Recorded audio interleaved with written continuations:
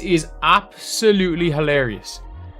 Am I the only person that thinks this is hilarious? I'm trying to. Is this the only time we've ever seen a situation like this happen, where a player has been suspended, not for a game, for a half? She's suspended for a half. I don't think I've ever seen anything like it. She is suspended for a half a basketball game. The atmosphere inside the Chicago Sky locker room has completely collapsed, with Angel Reese finally crossing a boundary her teammates can no longer overlook.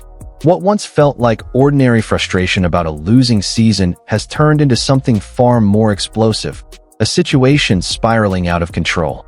The drama has pushed the franchise to a point where it could no longer stay silent, forcing management to take tough, public action against the very player they once treated as their centerpiece. According to the report, Reese said she doesn't believe her teammates Rachel Banham or Haley Van Lith are capable of leading a playoff team. Guard Errol Atkins is another player on the Sky's roster with WNBA championship experience. Tyler Marsh said, "We are aware of it." What Angel Reese said, "We're addressing it in-house as currently speaking. That's where we'll stay right now." Once celebrated as a talent worthy of being mentioned alongside Caitlin Clark, Reese has now become the perfect example of what happens when ego overshadows teamwork. Her constant need to speak out has fractured bonds that should have been built on respect and trust, leaving teammates distant and disillusioned. What was once a story of promise has turned into a lesson in what unchecked pride can cost. Instead of being remembered as a rising star, she now stands as a warning about how self-focused leadership can poison an entire locker room and derail a team's future.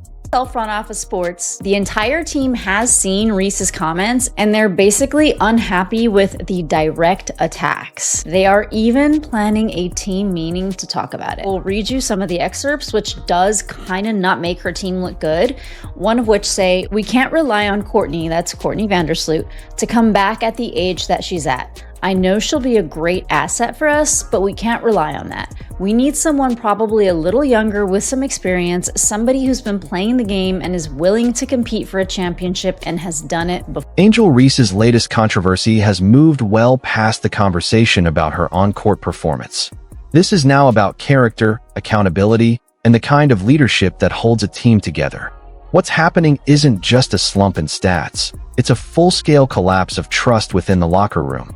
The chemistry that should unite players has been shattered, and Reese has positioned herself as one of the biggest reasons for that fracture, leaving fans and analysts questioning whether she can still be the leader this team needs. Here for the rest of my career, but if things don't pan out, obviously I might have to move in a different direction and do what's best for me. In a shocking display of self-destruction, Reese delivered comments so divisive that the team was left with no option but to suspend her for undermining the very spirit and unity of the group. But the punishment didn't stop there. It sparked a much larger internal uprising, shaking the entire franchise from top to bottom.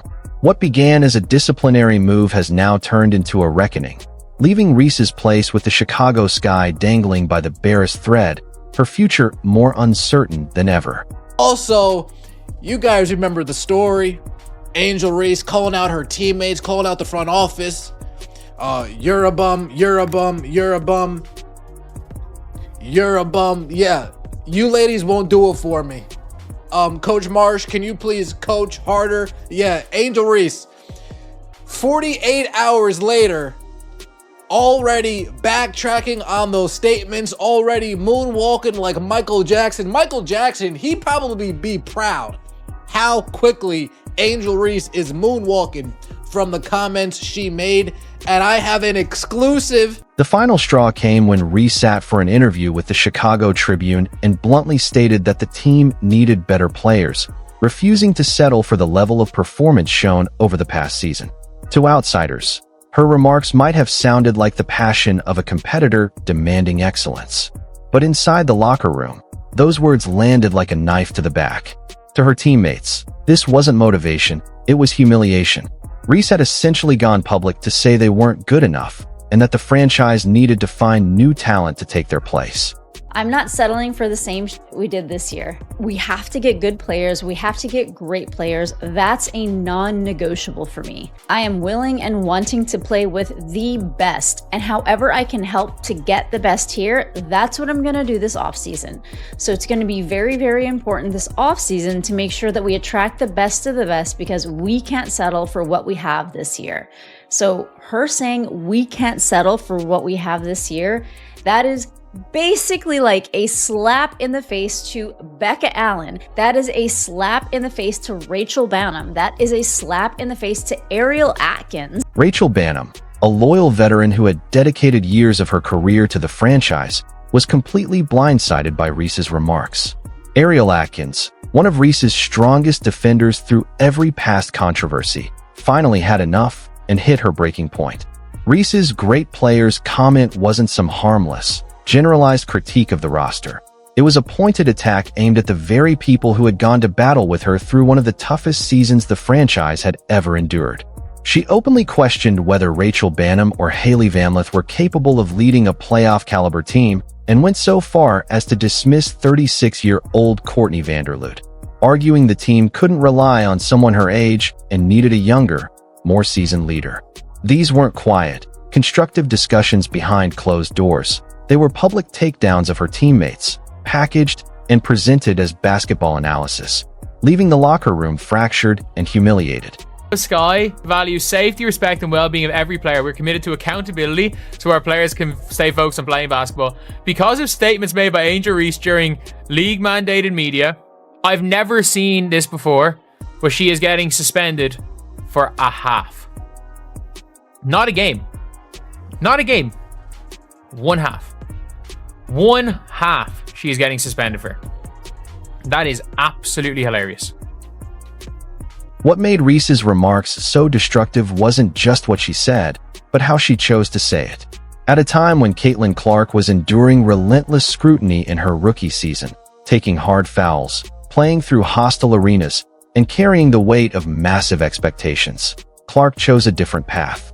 She used those challenges to rally her teammates, strengthen locker room bonds, and raise the entire organization with her. Reese, by contrast, took her frustration public in a way that divided rather than united, turning what could have been a moment of inspiration into one of isolation and backlash. And listen, I totally get that, because if you are somebody with a lot of star power, you don't want your career just like rotting away in a play, especially the Sky. The GM, Jeff Pagliocca, he absolutely sold the Sky's future. He traded away draft picks for this like win now mentality. And who he drafted? Now, I don't want to speak bad about Hailey Van Lith, but she has not had a mentor to actually mentor her to be any proper type of point guard. So she's kind of been flying in the dark. She hasn't exactly proven her worth in the dark. In sharp contrast, when the organization faced adversity, Reese chose the low road, publicly tearing down the very teammates who had stood by her through every storm. The difference between the two approaches couldn't be more striking. Where Clark turned hardship into an opportunity to strengthen bonds and earn deeper respect, Reese used it as a chance to criticize and divide. Instead of reinforcing the team's foundation, she chipped away at it, leaving cracks that now threatened to bring the entire structure crashing down. This is the reason I have spent the last few years referring to the WNBA as a dump. This is the reason I don't feel bad when I refer to the WNBA as a toxic turd. Not only have they damn near ruined their opportunity with Caitlin Clark, the dump diver they chose to support, the pretend basketball player they have spent the last 2 years begging you to support. They desperately want her to be accepted. They are desperate to make her a star. Not only has she been rejected by normal people, Angel Reese is now being rejected and potentially kicked off of her own team. The response from her teammates was immediate, and it was brutal. According to multiple league sources, every single member of the Sky roster had read Reese's comments, and the reaction was one of anger and disappointment. Her words didn't just sting, they cut deep, striking at the core of the team's unity. A players-only meeting was called almost instantly, not to defend or console Reese, but to confront the fallout head-on. The sole purpose of the meeting was to deal with the wreckage her statements had caused and try to salvage what was left of the locker room's morale before the season completely unraveled.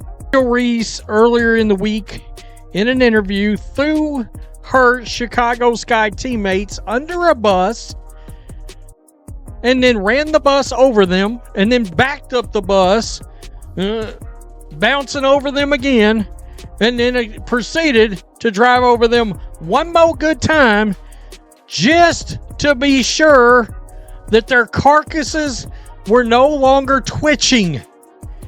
It was one of the most me, selfish ass interviews I've ever heard from any athlete, trashing her very own team. During the tense players-only meeting, Ariel Atkins, once one of Reese's most loyal defenders, confronted her directly, making it clear that her actions had crossed a line. The hurt ran even deeper when Rachel Banham's response to the controversy became public, exposing just how painful Reese's remarks had been. "I think I just don't really care anymore," Banham told the Chicago Sun-Times. "If I was younger, it would have affected me more, but I'm grown and I just don't care." The exhaustion in her words said everything. This wasn't just about basketball anymore. It was about betrayal. For Banham, it was the crushing realization that a teammate she had stood by for years had gone out in public and labeled her as not good enough to wear the jersey she had fought so hard to honor. Suspended for a first half? What is this, college football? I've seen in college where people will get suspended for a half. Not in the pros. People getting suspended for a half game in the pros. Just suspend her for the whole game. Y'all don't have nothing to lose. Y'all don't have nothing to lose. If you're going to suspend her, just suspend her for another game. It is what it is. You know what I mean? Suspending her for a half is kind of weird. But yeah, this is crazy. This is crazy. Banham's comments were a glaring sign of just how deep Reese's words had wounded the locker room. Even Muniel Bannon-Atkins, one of Reese's most vocal defenders in past controversies, publicly backed the franchise's decision to suspend their star. "Ownership handled it how they see fit," Atkins said, "and they have full support from our team." When pressed on whether she had spoken to Reese since the meeting, Atkins admitted she hadn't, a quiet but powerful indication of how far Reese's relationships with her closest allies had deteriorated. The Chicago Sky's response was both swift and unprecedented. While the initial half-game suspension appeared light on paper, insiders quickly revealed that it was merely the first step in a larger disciplinary process.